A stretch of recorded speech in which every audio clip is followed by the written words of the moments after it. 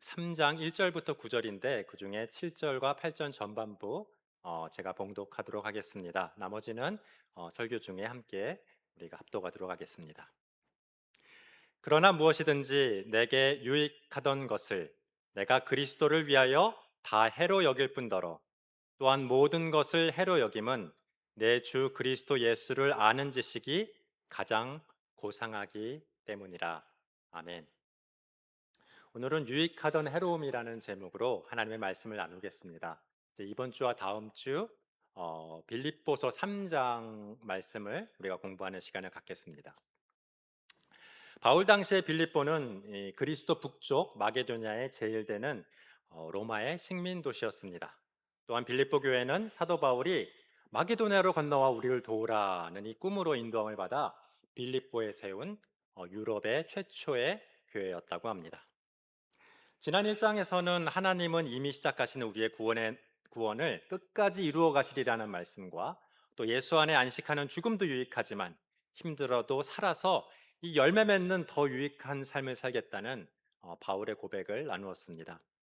그리고 2장에서는 예수님 안에서 하나 되어 이웃을 내 몸과 같이 섬기라는 말씀과 또 성화를 이루어 하나님의 말씀을 밝히는 빛이 되라는 말씀과 또 예수님의 남은 고난을 자신의 육체에 채우는 이 신성한 도박가인 파라볼라니 이야기를 우리가 함께 나누었었습니다. 이어서 오늘 3장 전반부 말씀을 몇 절씩 읽어가며 그 의미를 살펴보도록 하겠습니다. 1절 우리 함께 읽겠습니다. 끝으로 나의 형제들아 주 안에서 기뻐하라. 너희에게 같은 말을 쓰는 것이 내게는 수고로움이 없고 너희에게는 안전하니라. 아멘. 자, 끝으로 나의 형제들아는 개역 한글 성경으로 암송을 했던 분들은 좀 어색하실 수 있는데 이 개역 한글에서는 정말로 나의 형제들아라고 번역했었기 때문입니다. 정말로 혹은 끝으로라고 번역한 이 헬라어 토로이포는 영어로는 주로 finally라고 번역이 되었고요. 결론적으로 혹은 남은 점에 관하여라는 뜻입니다. 그러나 이는 1, 2장의 결론이라기보다는 이 마지막 교훈의 서론으로 보는 것이 좀 더 적절해 보입니다. 어떻게 해석하든 이는 어떤 종말의 시대를 뜻하는 것은 아니므로 끝으로가 좀 종말로보다는 좀 더 이해하기 좋은 해석이라고 볼 수 있겠습니다. 다음에 주 안에서 기뻐하라라는 말은 이 요한복음 15장 11절과 같이 이 예수님의 기쁨을 우리 안에 충만하게 하라는 것입니다.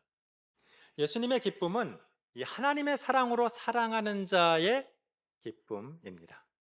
그 예수님의 사랑의 최고점은 무엇이었죠? 바로 십자가였습니다.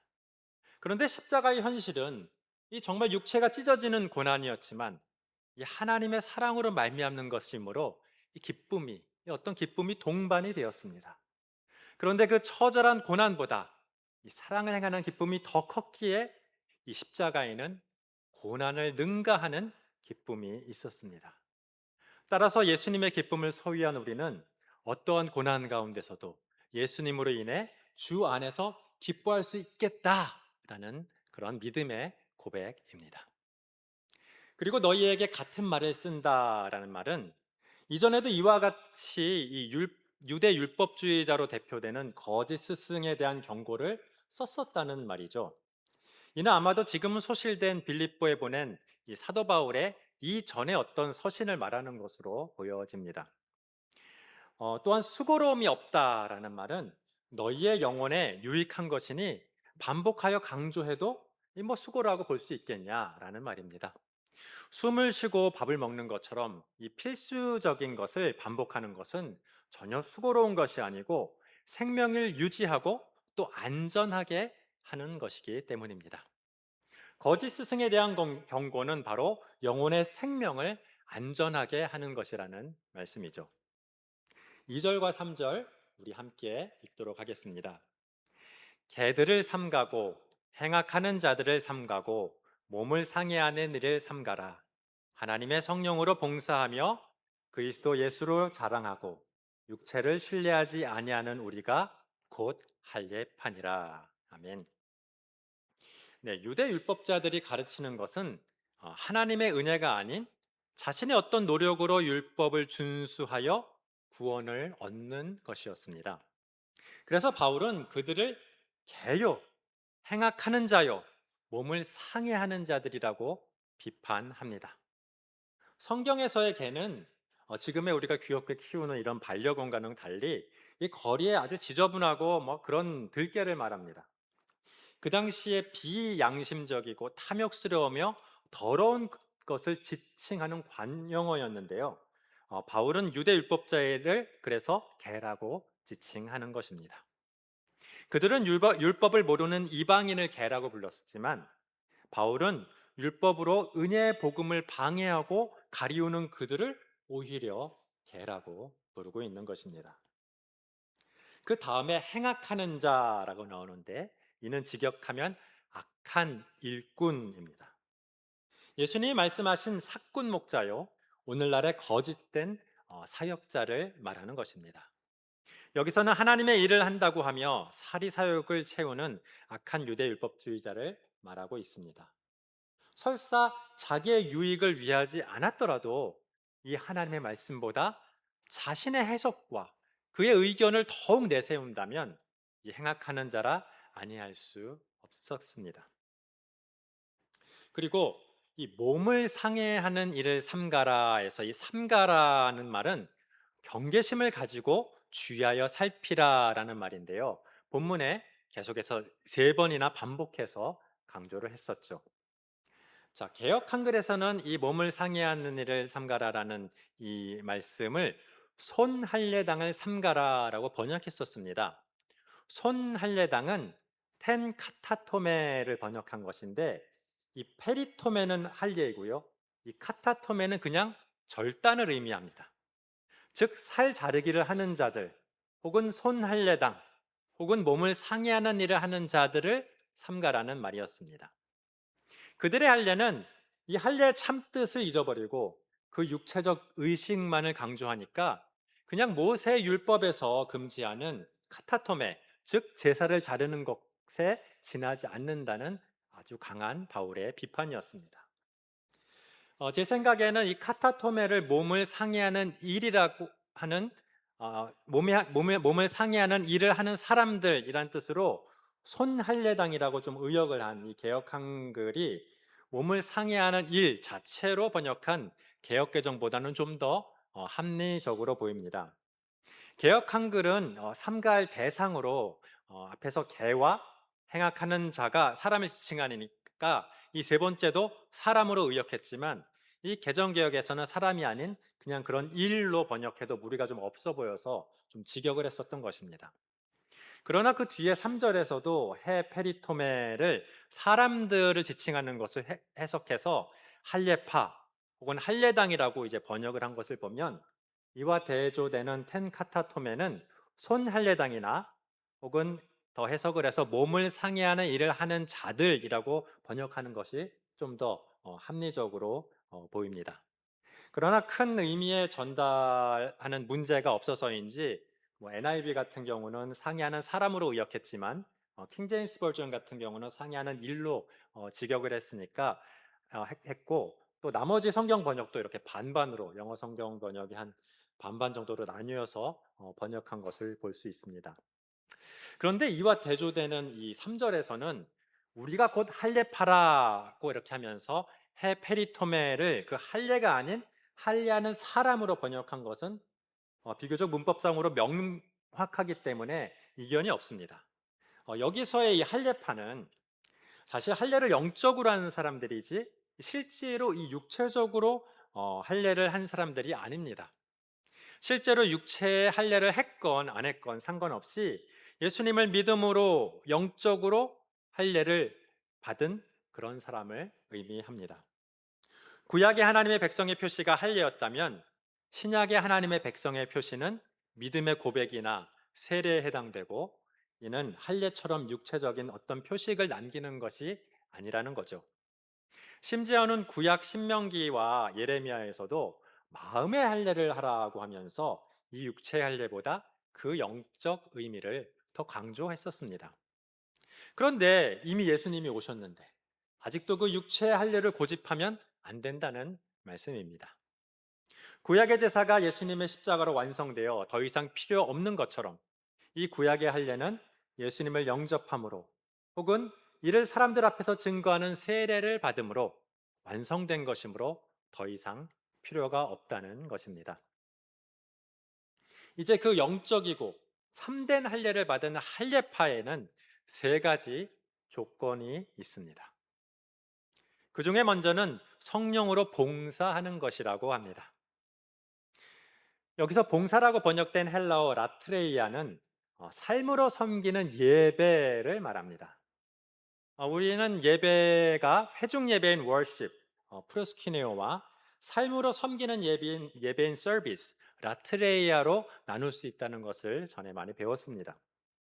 여기서 봉사로 번역된 라트레이아는 하나님을 섬기는 예배를 말하며 이는 세상 사람들이 그냥 볼 때는 이웃을 섬기는 봉사구나라고 이렇게 보여집니다. 하나님을 섬기는 삶의 예배는 대부분 이웃을 돕고 섬기는 모습으로 드러나기 때문이죠. 이처럼 성령의 인도함을 받아 이웃을 섬기는 삶의 예배를 드리는 것이 이 진정한 할례파의 첫 번째 조건이었습니다. 두 번째는 그리스도 예수를 자랑하는 것입니다.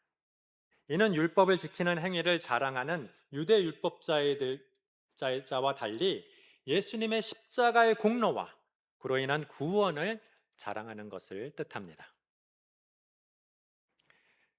아, 그리고 마지막 세 번째 할례파의 조건은 육체를 신뢰하지 않는 것입니다. 이는 유대적인 혈통이나 율법과 전통을 지키는 외형적인 조건을 신뢰하지 않는다는 말입니다. 외형적인 조건의 예는 이 다음 4절에 바울이 가진 것으로 언급되는 할례와 혈통과 율법과 전통을 의미합니다. 그리스도인은 조건이나 외모로 사람을 취하지 않고 오직 하나님의 사랑과 하나님의 은혜를 신뢰하는 사람이라는 말입니다. 이제 4절부터 6절까지 우리 함께 읽겠습니다. 그러나 나도 육체를 신뢰할 만하며 만일 누구든지 다른 이가 육체를 신뢰할 것이 있는 줄로 생각하면 나는 더욱 그러하니라니 나는 8일 만에 할례를 받고 이스라엘 족속이요 베냐민 지파요 히브리인 중에 히브리인이요 율법으로는 바리새인이요 열심으로는 교회를 박해하고 율법의 의로는 흠이 없는 자라. 아멘.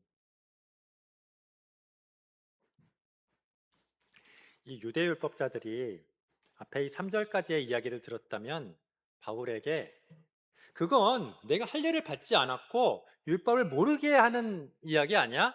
라고 이렇게 비난할 수 있었을 것입니다. 그래서 바울은 자신이 할례와 율법에 대하여 이런 말을 할 수 있는 자격이 있는 사람이다라고 이렇게 변호를 먼저 합니다. 너희들이 자랑하는 그 고상한 모든 것, 사실 내가 다 가졌는데 이거 알고 보면 별거 아니야 라는 말입니다. 자, 먼저 난지 8일 만에 할례를 받았다고 합니다. 창세기 17장 12절에 하나님은 아브라함에게 너희의 대대로 모든 남자는 난지 8일 만에 할례를 받을 것이라 라고 명령하였고 이는 가장 중요한 이 유대의 율법이 되었습니다. 바울의 부모는 철저한 바리새인이었기에 바울은 난지 정확히 8일 만에 할례를 받았던 것입니다. 이는 13세의 할례를 받는 이스마엘 족속과 구별되는 것이며 또한 개종한 유대인이 아니라 나면서부터 유대인이었으며 율법을 철저히 지키는 가문의 후손이라는 증거가 되는 것입니다. 그리고는 나는 이스라엘 족속이라고 말을 합니다. 자신은 할례를 받는 아브라함의 자손일 뿐 아니라 이스마엘이나 에서의 후손이 아닌 야곱의 후손이라는 말입니다. 이 말이. 하나님은 하나님은 야곱과 약복강에서 씨름을 하신 후에 야곱의 이름을 이스라엘이라고 부르셨으니 야곱의 후손만을 이스라엘 족속이라고 합니다.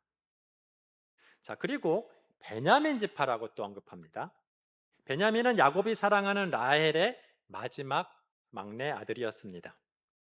베냐민 지파는 유일하게 유다 지파와 함께 남유다 왕국을 이루었습니다. 남유다는 더 타락한 북이스라엘보다는 하나님을 더 의지하여서 좀 더 나중에 멸망을 하였죠. 이스라엘의 최초의 왕이었던 사울이나 에스더서의 모르드게가 이 베냐민 지파였는데요. 이스라엘의 어떤 좀 엘리트, 약간 좀 귀족과 같은 지파였다고 할 수가 있습니다. 그리고 이제 히브리인 중에 히브리인이라고 말하는데요. 이 말은 부모가 모두 히브리인이다라는 말입니다. 또 이 히브리인이라는 말은 혈통적으로 이방인들이랑 섞이지 않고 특히 이 히브리어를 사용하는 유대인이라는 말입니다. 왜냐하면 그 당시 많은 유대인들이 디아스포라로 온 세계에 흩어졌기에 이 여러 시대가 지나자 이 히브리어를 잘 사용하지 못했습니다. 예루살렘에 있는 유대인들조차도 이 성경이나 이 예배는 이 히브리어로 드려도 이 일상생활은 아람어를 사용했었습니다. 이 예수님 당시에. 그러한 일반 유대인과 구별하여 히브리어를 계속 사용하는 정통 유대인을 이 히브리인이라고 그 당시에 불렀습니다. 바울은 자신이 다소에서 태어나 로마 시민권을 가지고 있었지만 이 히브리인 부모를 가진 히브리어를 사용하는 히브리인이라고 그 어떤 정통성을 주장하고 있는 것입니다. 그리고 바울은 자신을 바리새인이라고 합니다. 우리는 이 바리새인이 예수님께 회칠한 무덤이다 하고 이렇게 비난을 받았기에 이 바리새인들을 좀 경멸하는 경향이 있는데요. 이 사실 바리새인은 매우 종교적이고 성실한 엘리트 유대인들이었습니다. 그 당시 바리새인들은 약 6천 명 정도가 있었다고 하는데 이는 전체 유대인의 0.2%도 안 되는 굉장히 적은 숫자였습니다. 바리새인은 그야말로 목숨을 걸고 율법을 지키는 사람들이었는데 바울은 자신이 그렇게 율법을 준수하던 바리새인이기 때문에 이렇게 율법에 대해서 말할 자격이 있다라고 주장을 하고 있는 것입니다. 게다가 바울은 또 열심으로는 교회를 핍박했다고 합니다. 그냥 보통의 바리새인도 아니고요. 하나님을 향한 열심이 있어서 그 당시 유대교에서 볼 때 이단으로 여겨지는 이 그리스도인들을 핍박했다고 합니다. 그 일을 사도행전 26장 9절 이하에 이렇게 증거합니다. 나도 나사렛 예수의 이름을 대적하여 많은 일을 행하여야 될 줄 스스로 생각하고 예루살렘에서 이런 일을 행하여 대제사장들에게 권한을 받아 가지고 많은 성도를 옥에 가두며 또 죽일 때에 내가 찬성 투표를 하였다고 합니다. 그야말로 열정적인 율법의 수호자였던 것입니다. 이렇게 율법이 요구하는 것은 그 누구보다도 열심히 준수하였으니 율법으로 따지면 흠이 없는 의로운 사람이었습니다. 그러니 율법에 대하여 말할 자격이 있다는 것입니다. 바울은 외부 고발자가 아닌 내부 가장 중심의 이 핵심 인물이었던 내부 고발자였던 것입니다. 이처럼 유대 율법주의자들의 기준으로 따지면 바울은 어쩌면 그 누구보다도 위대한 유대인이었습니다. 진정 바울은 유대인들이 추구하는 그 모든 것을 가진 자로서 그 모든 것을 예수님을 위해서 포기한 사람이었습니다. 그러나 그 포기는 더 좋은 것을 얻기 위한 하잘것없는 것들의 포기였다고 이제 이 7절 이후에 그 진술을 이어갑니다. 우리 9절까지 함께 읽도록 하겠습니다. 그러나 무엇이든지 내게 유익하던 것을 내가 그리스도를 위하여 다 해로 여길 뿐더러 또한 모든 것을 해로 여김은 내 주 그리스도 예수를 아는 지식이 가장 고상하기 때문이라. 내가 그를 위하여 모든 것을 잊어버리고 배설물로 여김은 그리스도를 얻고 그 안에서 발견되려 함이니 내가 가진 의는 율법에서 난 것이 아니요 오직 그리스도를 믿음으로 말미암은 것이니 곧 믿음으로 하나님께로부터 난 의라. 아멘.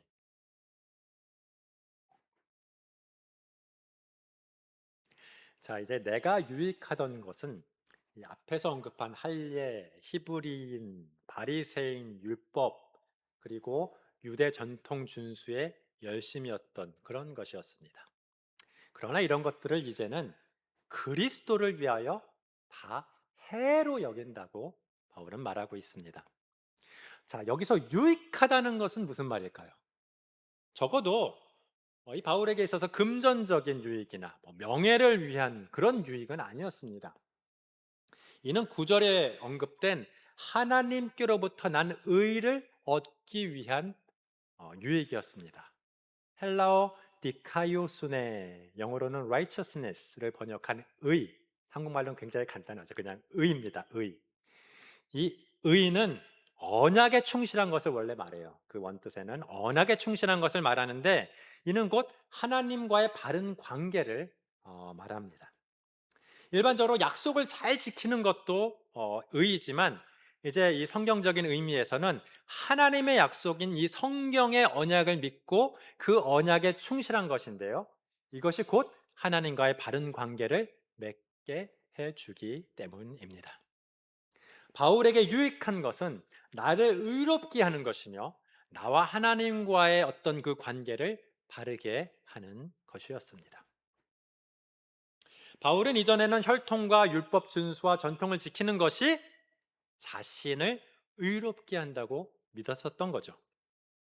그러나 바울은 그러한 것들은 전혀 나를 의롭게 하는 것이 아니고 예수를 구주로 믿는 믿음이 자신을 의롭게 한다는 것을 깨달았던 것입니다. 게다가 그러한 것들은 오히려 예수님을 구주로 믿는 것을 방해한다는 것까지 깨달았습니다. 그래서 바울은 자신이 어려서부터 추구해 오던 그 유익하던 것들을 다 해로 여긴다고 하는 것입니다. 그리스도를 위하여, 즉 그리스도를 잘 믿고 그리스도의 복음을 잘 전하기 위하여 해로 여긴다는 것입니다. 만일 예수님의 십자가의 복음을 전하는 바울 스스로가 이 유대 전통과 율법과 혈통을 유익하게 여긴다면 누가 그런 것들을 감히 비본질적인 거라고 비판할 수 있겠습니까? 복음의 화신인 이 바울도 할례를 받은 바리새인이고 율법의 열심이니 그를 따르는 우리 그리스도인들도 다 할례를 받고 바리새인이 되고 율법의 열심이면 더 좋지 않겠냐? 라고 사람들이 다 생각할 것입니다. 그렇게 되면 십자가의 이 중요성은 희석이 되고 마는 것입니다. 의를 위해서는, 구원을 위해서는 이 십자가뿐만 아니라 이런 행위도 의미가 있다라고 말하지 않겠습니까? 바울은 이 선행이나 행위를 강조하는 이런 오해를 불식시키고 오직 믿음으로 인한 예수 십자가의 구원을 강조하기 위해서 자기가 가진 모든 좋은 것을 내려 놓았던 것입니다.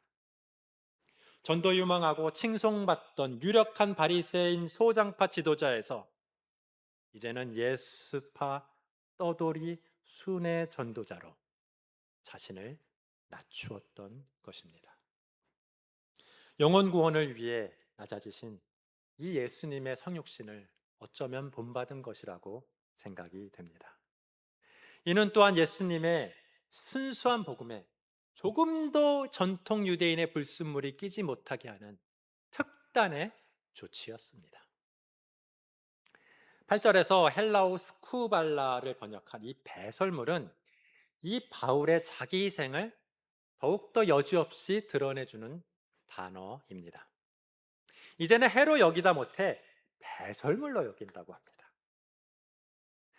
스쿠발라는 이 의학적인 용어로서 사람이 배설하는 똥을 의미하기도 하지만 개에게 던져주는 음식 찌꺼기라는 의미도 함께 있습니다.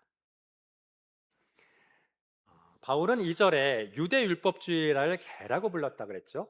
근데 바로 그 개에게는 유익하지만 사람에게는 버릴 것. 개에게는 유익하지만 사람에게 버릴 것이 바로 음식 찌꺼기인 스쿠발라입니다. 배설물입니다. 바울은 한마디로 가장 필요 없고 빨리 버려야 하는 것을 상징적으로 이렇게 배설물이라고 표현을 했습니다. 또한 바울은 자신이 가졌던 유대적인 기득권뿐만 아니라 다른 모든 것도 배설물로 여긴다고 그 범위를 오늘 말씀에서 확장을 하고 있습니다. 자, 이 풍랑을 만난 배가 난파에서 구원받기 위해서는 배에 있는 무거운 짐은 아무리 좋은 것이라도 바다에 버려야 되는 것 같지.